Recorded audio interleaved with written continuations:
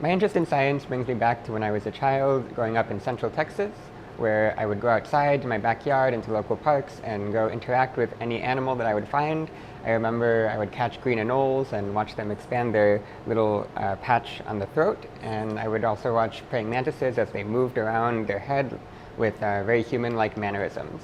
And I think I've never lost this interest, and I think I ask these questions in a more formal way now through science. So my interest in science were back when I was in school. Science courses were my favorite, and I excel in them. And also simple experiments such as the celery experiment to see how plants absorb water. Those are the things that got me interested in science when I was young.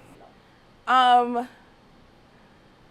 interest in science was kind of by accident. Or by incident. When I was younger, I wanted to be a pediatrician. And the older that I got, I kind of shifted my interest from wanting to be a physician to kind of wanting to come up with solutions to ailments. I looked at doctors as technicians and scientists as the engineers, and I wanted to be on the engineering side of that.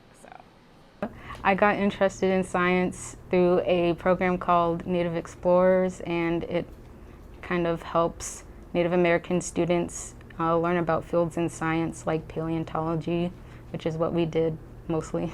So I first got interested in science at a very young age. I've always been very curious about animals and plants, and I just have always had so many different questions about how life works. So that's what got me really interested in science. Growing up in Mexico, I was always interested in science just by playing in the dirt and looking at insects.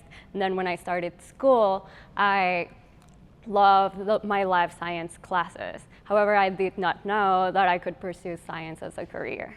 So my interest in science was cultivated in a couple of different ways. So first I had science teachers that were very passionate about what they were teaching. Second, I would work alongside Bill Nye the Science Guy doing experiments in an after-school program. But most importantly, I would go to work with my mother, who was a nurse that worked in a memory ward. And as a child, I would ask the doctors several questions about the illnesses, like Alzheimer's and dementia, and they would have no answer for me. But they would always say, maybe one day you'll be the one to answer these questions. I've always been interested in the natural world and in how the world works. When I was a kid, I was really interested in astronomy and in astrophysics and in understanding the forces driving the universe and different things going on in the cosmos.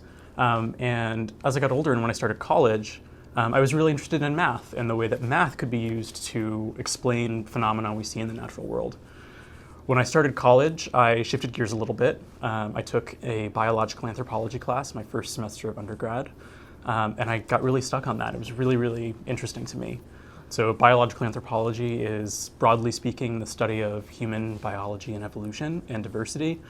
And it allows you to ask questions about a lot of different topics with a lot of different approaches and incorporates a lot of different disciplines of science as well, which is really fun.